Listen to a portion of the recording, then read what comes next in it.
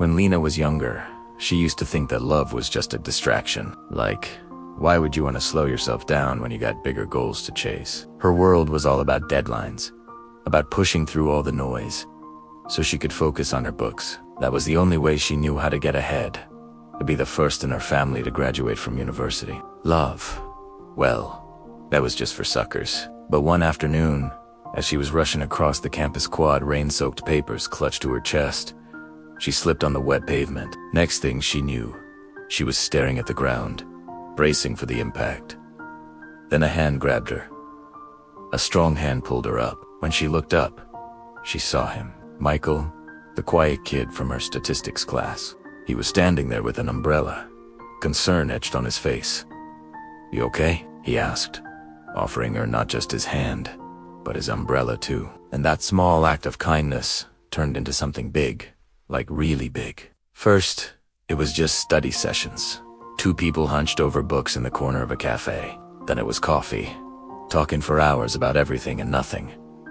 Soon, those conversations veered into deeper waters. He told her about his dream of starting a community program to help underprivileged kids, and she shared her own aspirations of becoming a geophysicist, helping Kenya tap into its vast clean energy potential. Somewhere between textbooks and late-night talks, Lina began to see love not as a distraction, but as fuel. It wasn't a straight shot, though there were days when the weight of their dreams felt like too much. There were nights when Lina cried herself to sleep, questioning if it was all worth it. When the pressure threatened to crush her, Michael was there, reminding her of why they started this crazy journey in the first place. He knew what it was like to have dreams bigger than your circumstances. He, too, had nights where the weight of his responsibilities felt like a heavy cloak. Days when the financial strain or family obligations made him question his own strength. But to head there, they navigated the rough seas. One evening, as they sat under a blanket of stars,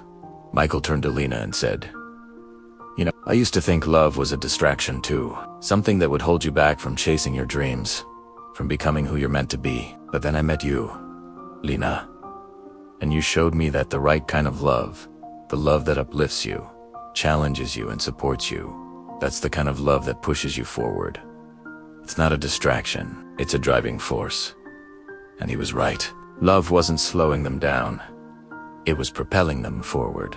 It was in the quiet moments of sacrifice, the unspoken acts of service, the shared dreams and unwavering support that their love story bloomed. It was in the times when one of them faltered that the other one stepped up, lending their strength, sharing their burdens, and lifting each other up. Love became their anchor in the storm, the melody in the chaos, the guiding light in the darkness.